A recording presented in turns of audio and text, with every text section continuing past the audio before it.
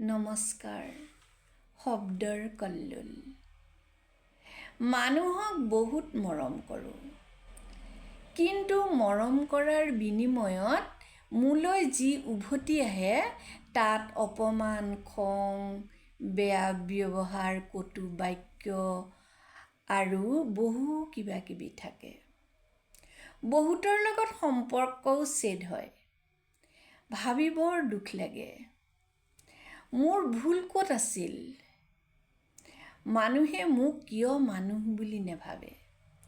নিজকে প্ৰস্তুত কৰোঁ, মানুহৰ লগত কম কথা কম, কিন্তু সৰল হাঁহিটো ওলাই আহিলেই নহয়।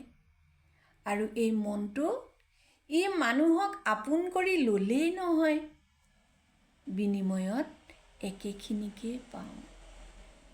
ধন্যবাদ।